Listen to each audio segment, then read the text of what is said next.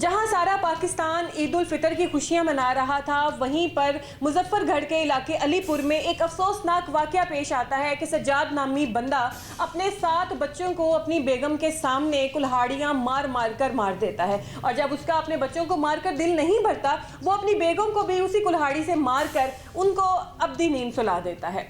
ناظرین، جیسے میں نے آپ کو پہلے بتایا کہ یہ مظفر گڑھ کے علاقے علی پور کا واقعہ ہے۔ سجاد نامی یہ بندہ ہے جس نے اپنے 7 بچے، جس میں 5 بیٹیاں تھیں یعنی کہ اللہ تعالیٰ کی 5 رحمتیں، اور 2 بیٹے یعنی کہ اللہ تعالیٰ کی 2 نعمتیں، اور اس کے ساتھ اس نے اپنی بیوی بھی ان بچوں کے ساتھ مار دی۔ اس کو شرم نہیں آئی، اس کے ہاتھ نہیں کانپے کہ اگر کسی کو مارتے وقت انسان سوچتا ہے، لیکن اس نے تو اپنے ہی بچے، اپنے ہی لخت جگر اس نے موت کی نیند سلا دیے۔ ان کا خون دیکھ کر کیا اس کا دل نہ کانپا ہوگا جب وہ اس نے، اور ناظرین اس میں سب سے بڑی درندگی یہ ہوئی ہے کہ اس نے اپنی بیوی کے سامنے یعنی کہ ایک ماں کے سامنے اس نے اپنے 7 بچے جو ہیں وہ موت کی نیند سلائے ہیں، اور جو ہے ان بچوں کی عمر جو بتائی جا رہی ہے وہ 6 ماہ سے 10 سال تک کی بتائی جا رہی ہے۔ اب اگر ہم 6 ماہ کی بات کریں ناظرین، تو وہ بچی کھانے کو کیا مانگتی ہوگی؟ وہ تو صرف ابھی دودھ پہ پل رہی ہوگی،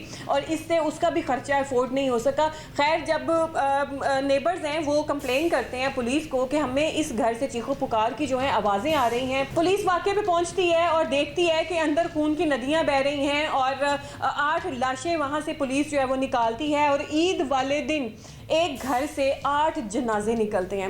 آپ خود سوچیں کہ کیا قیامت کا منظر ہوگا کہ جب ایک گھر سے 8 جنازے نکلے ہوئے ہوں گے۔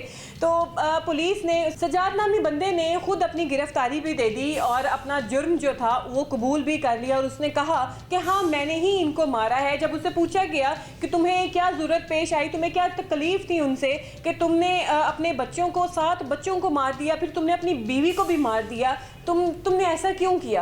اس نے کہا کہ میں غربت، تنگ دستی، مفلسی، بے روزگاری، ان ساری چیزوں سے اتنا پریشان آ گیا تھا۔ یہ بچے مجھ سے کھانے کو مانگتے تھے، میرے پاس اتنے وسائل نہیں تھے کہ میں ان کو کھانے کی چیزیں، ان کو پہننے کی چیزیں پرووائڈ کر سکتا، تو میں تنگ آ کر میں نے ان کو مار دیا۔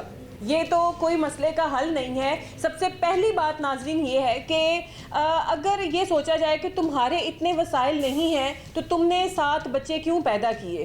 تم خود قصوروار ہو، ان بچوں کا تو کوئی قصور نہیں ہے۔ جو انسان، جو جان دنیا پہ آئی ہے، اس نے کھانے کو بھی مانگنا ہے، اس نے پینے کو بھی مانگنا ہے، اس نے اپنی ضروریات زندگی کی ہر چیز مانگنی ہے، اور جب تک وہ اس قابل نہیں ہو جاتے انہوں نے ماں باپ سے ہی مانگنی ہے، کیونکہ ماں باپ ہی بچوں کو پال پوس کر بڑا کرتے ہیں جب تک کہ وہ اپنے پیروں پر کھڑا نہ ہو جائیں۔ اس کے علاوہ اگر بات کریں تو ہماری حکومت بھی ذمہ دار ہے، وہ اس طرح سے کہ ہمارے ملک میں جو مہنگائی ہے، بے روزگاری ہے، وہ اتنی بڑھتی جا رہی ہے کہ آبادی جو ہے وہ بڑھتی جا رہی ہے، لیکن ملک کے اتنے وسائل نہیں ہیں کہ آپ جو ہے اپنی اتنا کما سکیں کہ آپ آرام سے، سکون سے 2 وقت کی روٹی کھا لیں۔ اور اسی سلسلے میں جو عوام ہے، جو لوگ ہیں، وہ ڈکیت بن جاتے ہیں، ڈاکو بن جاتے ہیں، اور ڈیفرنٹ ٹائپ کے کرمنل ہو جاتے ہیں، قتل و غارت کرنے لگ جاتے ہیں، چوریاں کرنے لگ جاتے ہیں، صرف اپنے پیٹ کی دوزخ کو بھرنے کے لیے ہی۔ اور ہماری حکومت کیا کرتی ہے؟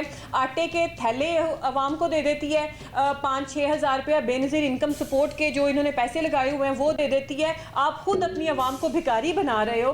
آپ نے بجائے اس کے کہ آپ اپنی عوام کو بھکاری بنائیں، آپ کچھ ایسے پلیٹ فارم بنا دیں جہاں پر خواتین، جہاں پر مرد محنت کر کے اپنی محنت کی کمائی جو ہے وہ گھر لے کے جائیں، اور ان کو یہ احساس کمتری نہ ہو کہ ہم مانگ رہے ہیں، یا ہمیں کوئی آٹا آئے گا، ہمیں کہیں سے پیسے آئیں گے، یا ہمیں کہیں سے راشن آئے گا۔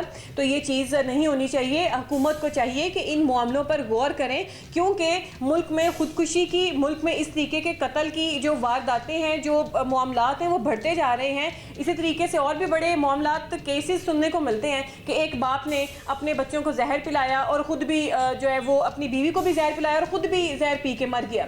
ایک باپ نے اپنے بچوں کو پہلے گولی ماری، اس کے بعد خود کو گولی ماری اور اس دنیا سے چلا گیا، اور بعد میں معاملہ کیا نکلتا ہے؟ صرف روٹی کا۔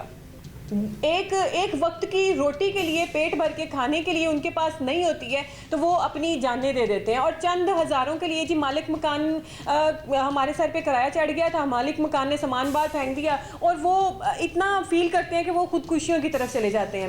تو اس کے علاوہ اگر ہم سوچیں تو کہیں نہ کہیں اس کے ذمہ دار ہم خود بھی ہیں.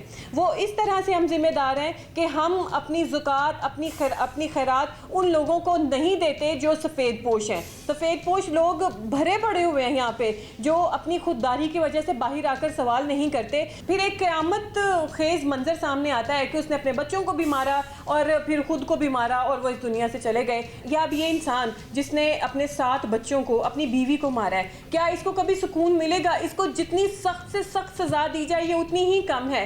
لیکن آپ یہ سوچیں کہ یہ باپ اس وقت کتنا مجبور ہوگا کہ جب اس نے اپنے بچوں کو مارا ہوگا. نہ جانے اس کے بچے اس سے کب سے روٹی مانگ رہے ہوں گے. وہ ہمسائے جنہوں نے ان کی کمپلین کی کہ ہمیں اس گھر سے چیخو پکار کی آوازیں آ رہی ہیں، آپ چیک کریں آ کے، کاش کہ وہ ہمسائے پہلے دیکھ لیتے کہ کیا یہاں پر کھانے کو روٹی ہے، پینے کو پانی ہے، تو شاید یہ آج معاملہ پیش نہ آتا.